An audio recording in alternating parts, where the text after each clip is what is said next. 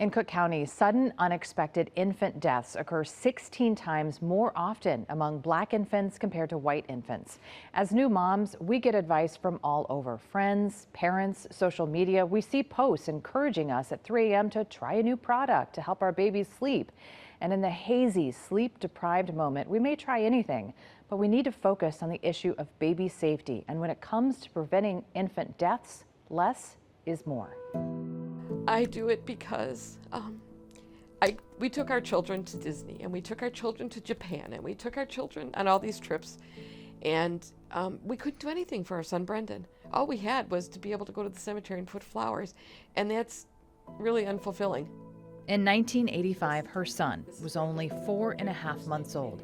Nancy Maruyama dropped Brendan off at the babysitter while she went to her nursing job. And less than 10 minutes into the infant's first nap, the unthinkable happened. She had him in a crib, and he was on his belly because that's what we did. There were bumper pads because that's what we did. And she had a feeling that something was not quite right. And so she ran in to check on him, and he was not breathing. So she called me, and of course I screamed, "Call 911." Brendan died. Cause of death, SIDS, now referred to as SUID, or sudden unexpected infant death. Every year in the United States, there are about 3,400 SUID deaths.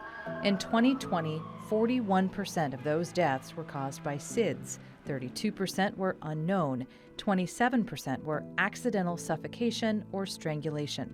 Nearly all of these baby deaths happen in unsafe sleep environments. These deaths are usually very silent. Most of them happen during sleep, unless there's suffocation, then, maybe they're asleep, maybe they're not. A Cook County report from 2020 shows there were 99 infants who died suddenly and unexpectedly. 96 of them were sleep-related. And of those 96, 87 of them died with soft bedding nearby, and 71 of them died with soft bedding and while sleeping with another person, known as co-sleeping. Since her loss in 1985, Maruyama became the executive director of Sudden Infant Death Services of Illinois, or SIDS of Illinois.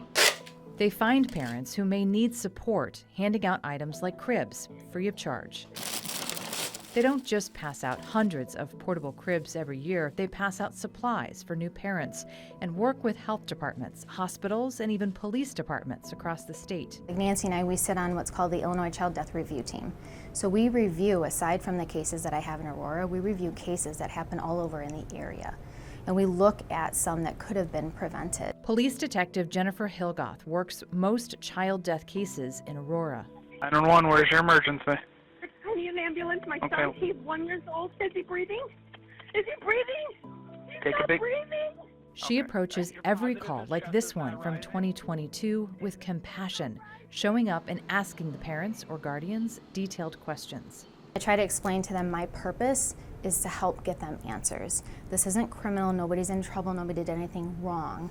It's just trying to help give them answers. She says her job is to help the coroner determine a cause and manner of death, not to assume something criminal took place. The misconception is that police are involved only in criminal investigations, that I must have done something wrong if the police are here, and that's not true. Although it is a part of our job, so I can understand the barrier that we face when we're responding to these deaths. She responds to a handful of child death investigations every year in Aurora. In 2021, 4 cases. 2022, there were 2. Last year, 3. And so far in 2024, she's worked 2 child death cases. So how do we prevent any of these stats from happening? We start with the child's bed. Maruyama says nothing extra in the bed. No blankets, bumpers, or toys, lanyards for pacifiers, or diapering materials. The ABCs of safe sleep include placing a baby alone, on their back, on a flat surface like a crib.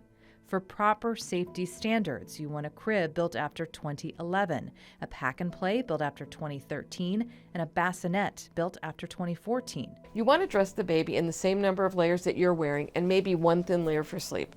Like a sleep sack. Maruyama does not recommend weighted sleep sacks or suits. She says she still feels the pain of losing her son, but he's helped her find a space where she can help others. I also believe that his life was only meant to be 140 days. That was all that was ever planned for him. But it brought me to where my place in the universe is. If we can change one outcome and save one baby, it's all worth it. Now, if you have questions, go to your pediatrician first, or you can call SIDS of Illinois. We've got their contact information in this story on our website, fox32chicago.com. SIDS of Illinois will even go through your baby registry with you, making sure you have the safest products. Elizabeth Matthews, Fox 32, Chicago.